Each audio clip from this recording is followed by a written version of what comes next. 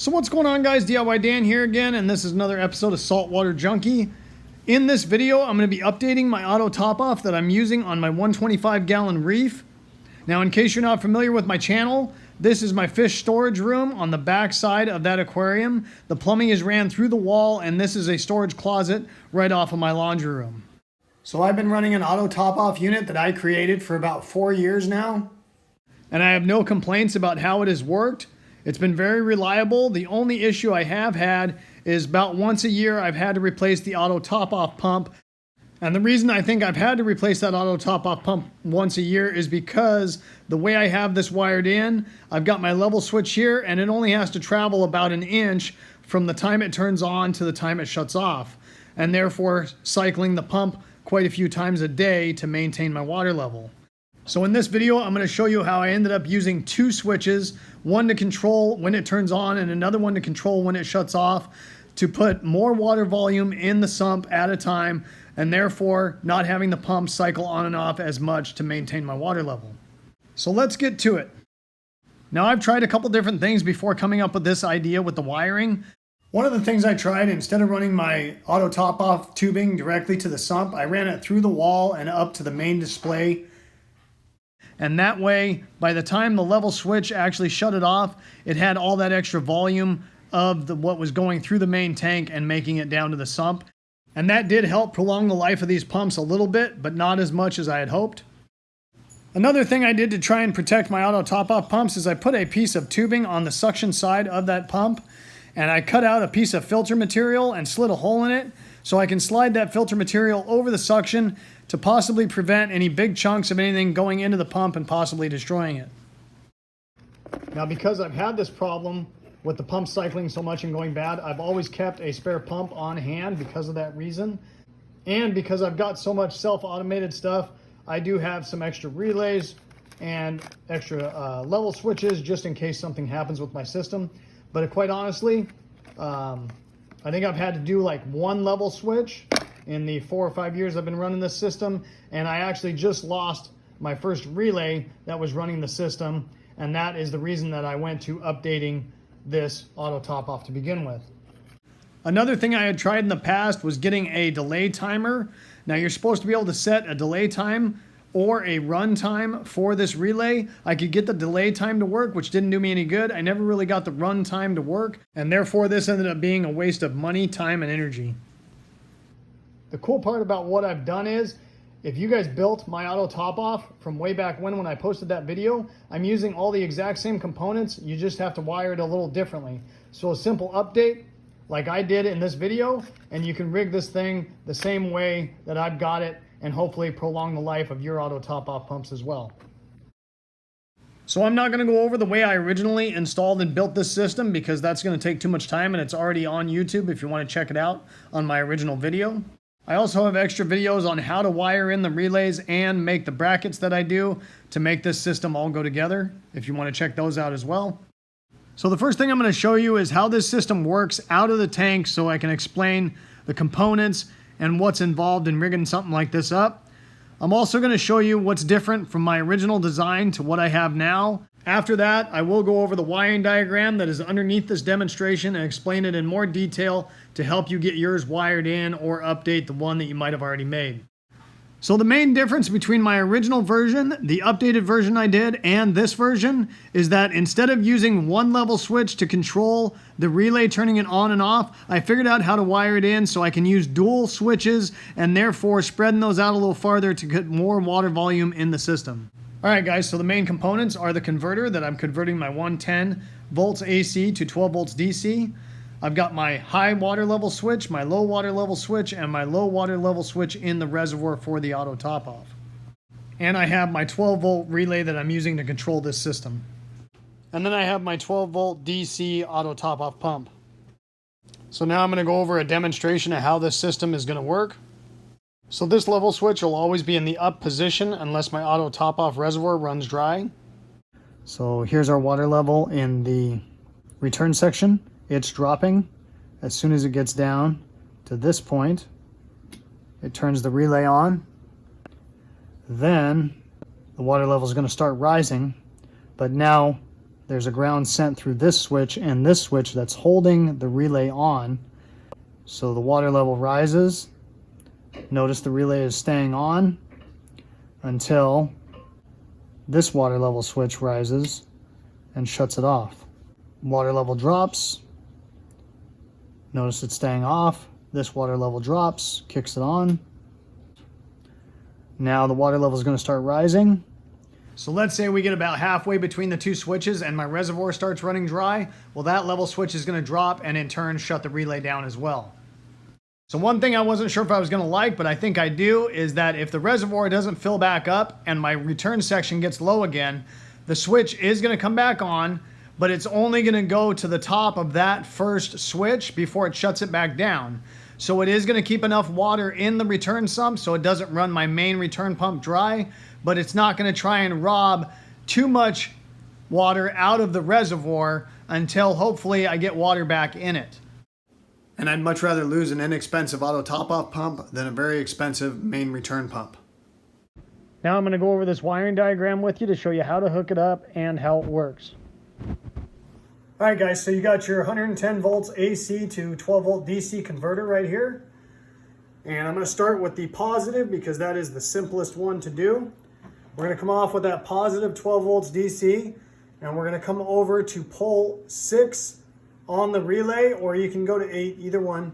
And then we're going to make a jumper from 6 to 8 or from 8 to 6, whichever way you end up wiring that. Then we're going to come off of pole 4 and that is going to go over to our auto top-off pump. And that's all we're doing with the positive. Now, we're going to come off with the ground or the negative of the converter and we're going to go over to pole 5. Then we're going to go from pole 3 and use the negative for our auto top-off pump. Now here's where we get a little tricky. We got to play with our grounds a little bit. I'm using the grounds for our level switches. On every level switch that I ran, I'm using a ground for that. And that's so I don't have 12 volts positive inside any of the tanks. So we're coming off with a ground and we're going to go to our low water level switch that's in the return section of the sump. And then from that level switch, we're going to come over and go to basically the exciter for the relay, which is pole 7.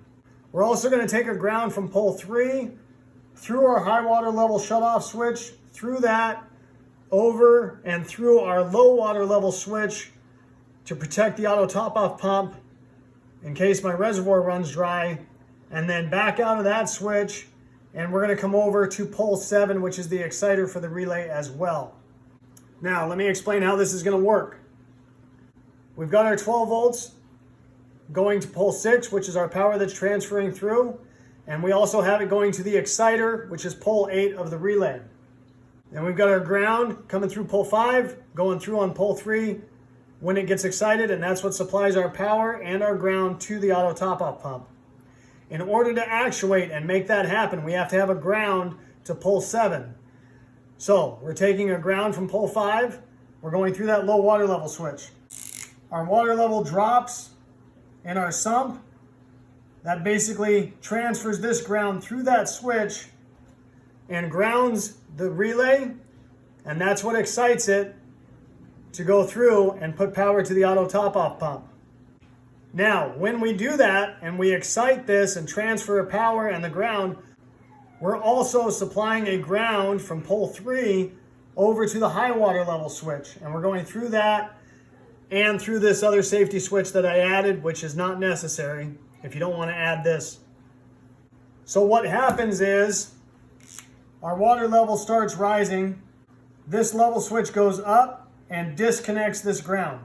But since we ran a ground from pole 3, we now have a ground going through this switch, which is in the down position right now, and transfers the ground through that switch and through this switch and back up to pole 7 as well. So even though we lost our ground here, we're getting a ground supplied by this switch.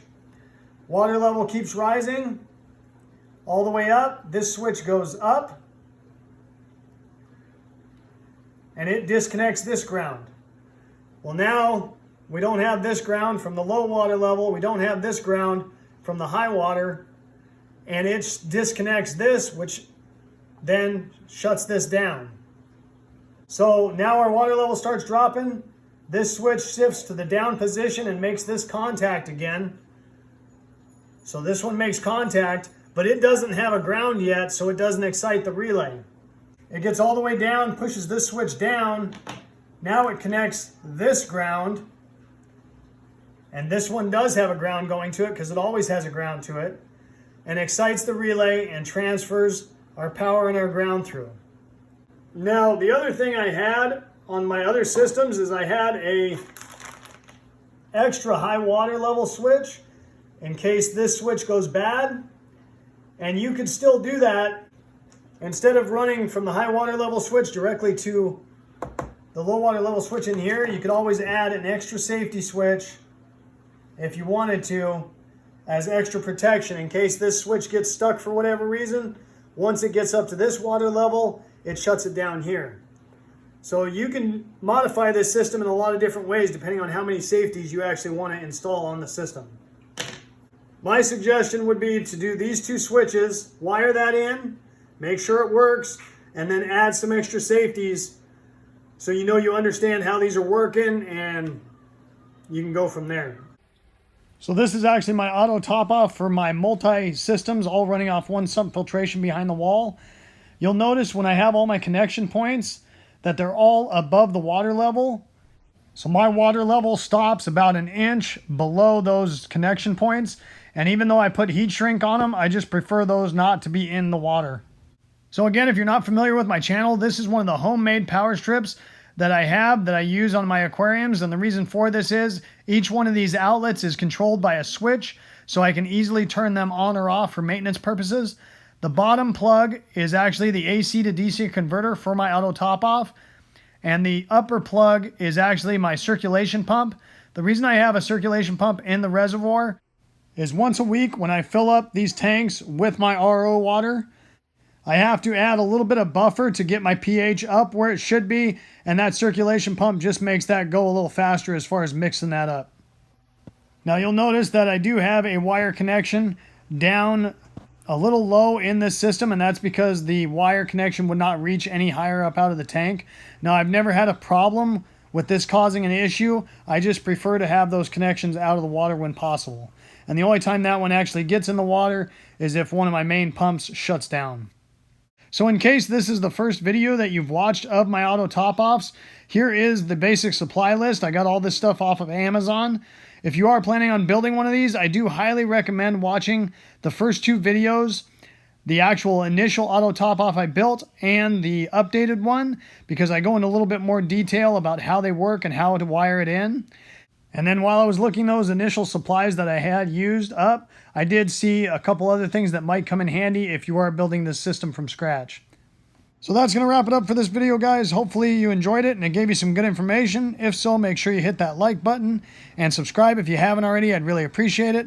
The whole concept of my channel is to give you guys the most information in the least amount of time as possible, so I don't waste your time. And I hope to see you next time. Have a good one. Later.